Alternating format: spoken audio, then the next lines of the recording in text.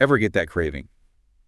For a meal from a movie or like a TV show. Like you could just walk right into that world. Grab a booth at Monk's or maybe a burger at Top Notch. Oh, totally. The food, the place, it all adds so much to the story, right? Like they're almost characters themselves. Well, we're doing a deep dive today Yeah. into this Listverse article. It's all about real restaurants, the ones you see in movies and TV.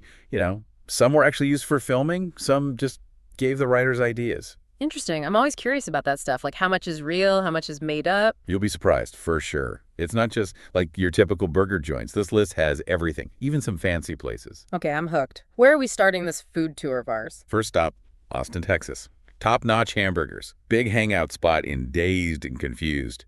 And get this, it still looks practically the same. Oh, I can picture it, like those old car hop trays and all the neon signs. It's wild how some places just stay frozen in time. Right, and think about this. Matthew McConaughey's first scene ever? Filmed right there. Wow, no kidding. You think anyone back then had a clue he'd be such a big star? That place must have stories for days. I know, right? Okay, time for something different. Let's go to Nashville, Tennessee. The Bluebird Cafe. Tiny little place, but it's huge in the show Nashville. Like, it's practically another character. The Bluebird. Man, that place is legendary. So many country singers got their start there. It's like a rite of passage. I heard Garth Brooks played there even before anyone knew who he was. It makes you wonder who's playing there right now, right? Like, who's going to be the next big name? Right. What's so cool about places like that is it's not just about the music, it's about the people. All these dreamers and fans all coming together. It's like proof that the best stuff doesn't always happen in those giant stadiums. Okay, ready for a curveball? Next stop, we're going international. Get ready for Moscow. Ever wanted to eat at the Krusty Krab? Wait, hold on. Like SpongeBob's Krusty Krab. How is that even possible? It's real. In Moscow, Russia, they went all out too. They got the barrel chairs, those steering wheel tables, even SpongeBob figures and everything. That's hilarious. Do they have like Krabby Patties and stuff? I mean, that's brilliant. Tap into that childhood nostalgia, right? I bet adults love it just as much as the kids. Okay, let's switch gears a bit. More of an edgy vibe now. Albuquerque, New Mexico, home of Breaking Bad. Los Polos Hermanos, anyone. Ah, Los Polos Hermanos. Wasn't a real place, though, was it? But they used a real restaurant for filming, right? I always wondered, like, did the show help their business or hurt it? Oh, it definitely helped them. The manager said they were flooded with customers after the show aired. Right. People coming from all over just to see the place. That's the thing about pop culture, right? Turns everyday places into, like, landmarks. But it's a double-edged sword, I guess. Like, yeah, more business is great, but then your whole place becomes tied to that one show. Right, makes sense. Okay, from the deserts of New Mexico, let's go back in time a bit. 1988, the movie Mystic Pizza. That pizza place. Totally real. Still there in Mystic, Connecticut. They even sell frozen pizzas now, so you can take a slice of heaven home with you. That's smart. They're really playing up the movie connection, but I gotta wonder, what's it like for a small-town place to suddenly get famous like that? Do they go all in on the movie thing, or do they try to keep things, normal? Good question. Okay, time for a drink. Next up, New York City. Think back to How I Met Your Mother. Remember McLaren's pub, where they all hung out? Oh, yeah, McLaren's. Countless stories, lots of bad relationship advice. Wasn't a real place, though, right? Made up for the show. Sort of. Yep. It's based on a real pub in Manhattan called McGee's. Cozy booths, murals on the walls, that whole Cheers kind of feel. But they named it McLaren's after one of the show's production assistants. That's cool. It's amazing how a place can just capture the feeling of a show, even if it wasn't the actual place they filmed. It really shows you how important the setting is. And they do, like hymn and nights and stuff. Yeah. Themed menus, tours. Definitely keeps the fans coming back. Win-win for everyone, right? Okay, let's go somewhere mysterious now. Speaking of shows with dedicated fans, Twin Peaks. The Double R Diner. Damn fine coffee. Oh, the Double R Diner? That place was like the heart of Twin Peaks. All that quirky, creepy stuff that made the show so good. It was based on a real diner, right? Somewhere out west. You got it. Tweets Cafe in North Bend, Washington. Originally, it looked just like the show's diner. Then, they had a fire, had to renovate. But when Twin Peaks came back for that new season, they actually restored Tweeds to the original look. Wow, that's commitment. Shows how much the show meant to the creators, the fans, everyone. Like they were preserving a piece of TV history. Okay, now for some classic New York City. Katz's Delicatessen. Been around forever, since like 1888. But you know what really put it on the map? That scene from When Harry Met Sally? Oh yeah, that scene. Katz's was already famous, but man, that scene made it legendary. It's funny how just one little moment in the movie can do that, you know? I wonder if they get tired of people reenacting it. Probably. You can actually sit at the same table, too. Katz's is on the Lower East Side. They get like 4,000 customers a day. Pastrami's their thing, but they got a whole menu. Okay, gotta talk about this one. The place where everyone knows your name, Cheers. Cheers was made up, but it was inspired by a real place. The Bull and Finch pub in Boston. They even renamed it Cheers later on. There's actually 2 locations, but both of them are designed to look just like the show. It must feel like you're stepping onto the set. The bar, the dim lighting, maybe even a giant mug of beer waiting for you. Yeah. Amazing how a sitcom can have that kind of power, you know? Last stop now.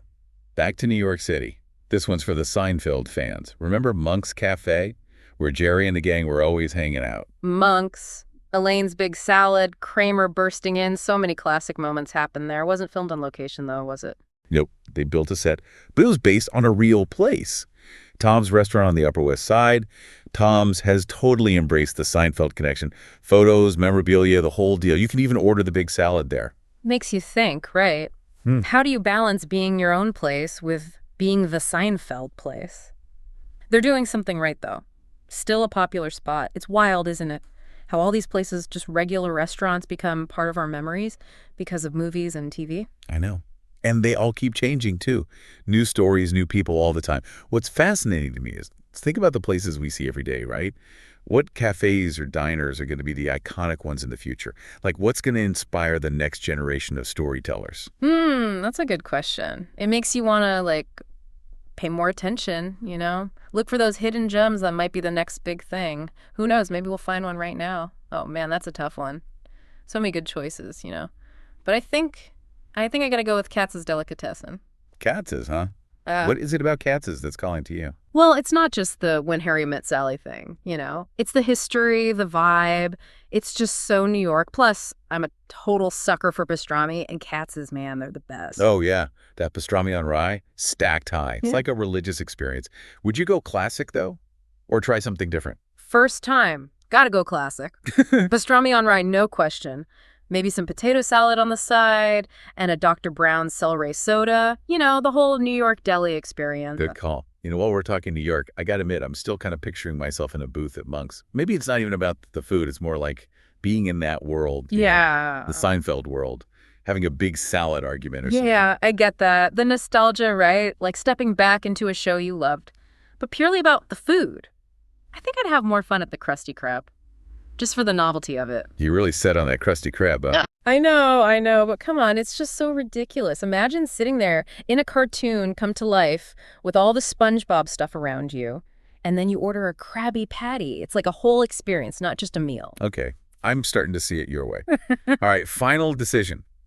Krusty Krab or Katz's? This is tough, but I gotta go Krusty Krab, just for the sheer absurdity of it. Plus, you know, gonna have a good story to tell. Krusty Krab it is. But let's be real.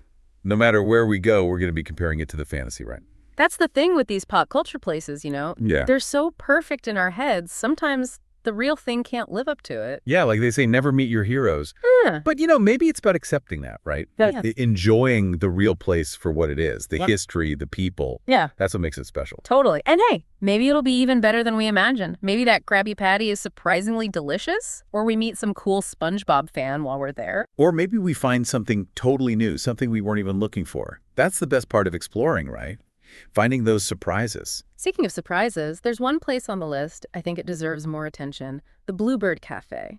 It might not be as famous as like the Krusty Krab or Katz's, but it represents something really special, you know? The power of a place to bring people together, make them creative. Yeah, you're right, the Bluebird Cafe, it's more than just a place to eat. It's like a symbol of Nashville, a place where dreams are born, where musicians get better, where fans connect with real music. Exactly. Think about everyone who's played there. Garth Brooks, Taylor Swift, Vince Gill, so many. It shows you that you don't need a giant stadium to make great music. And it's not just about the famous people either. It's all the other musicians, the songwriters, the people in the crowd. They're all part of it. It's like a mini version of the whole music industry, right? The struggles, the good times, the passion, it's all there. Reminds you that even a hit song, a sold-out tour, it all started somewhere small. And that connection, that feeling of community, it goes beyond Nashville. Music lovers all over the world feel it. It's about finding your people, being part of something bigger.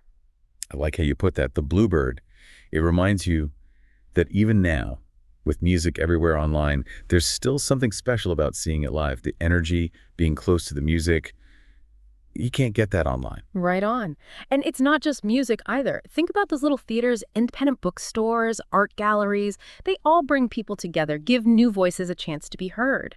In a world that feels so disconnected sometimes, that's really important. Makes you realize that pop culture, it's not just the big stuff, It's the smaller moments, the things that connect us.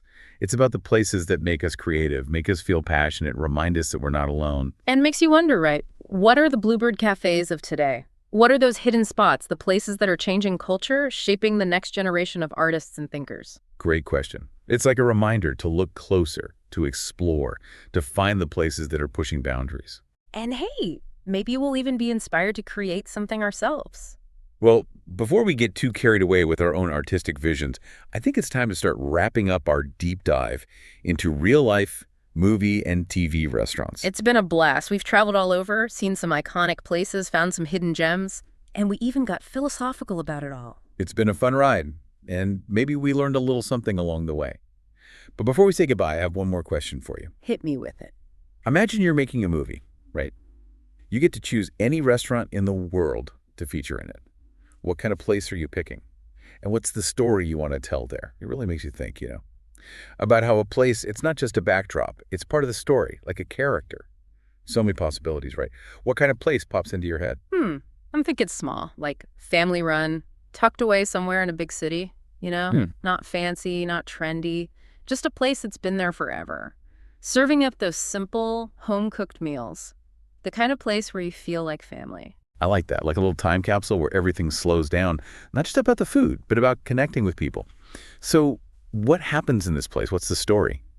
It's about all the lives that come together there, the regulars, the family who owns the place, the people just passing through. Maybe it's a young couple on their first date, or a group of friends celebrating something, or even just someone alone finding comfort in a familiar meal. There's so many ways it could go. It's like a snapshot of the whole city, right? All the different people, all their ups and downs.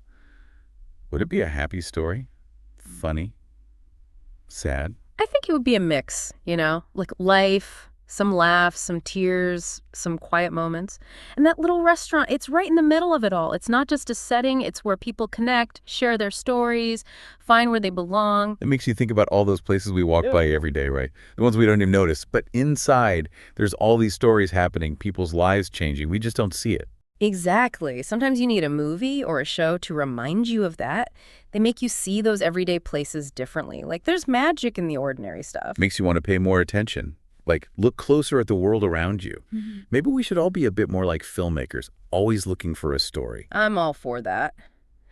Well, I think we've covered a lot of ground here. From Monk's Cafe to the Krusty Krab, we've been all over the place.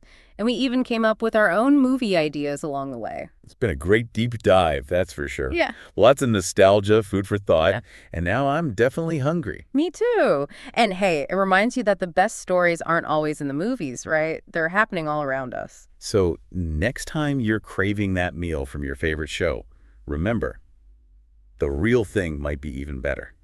There's hidden gems everywhere, just waiting to be discovered. Until next time, happy exploring. And don't forget to try something new once in a while. And if you find a place that feels like it came straight out of a movie, let us know. We're always looking for new adventures.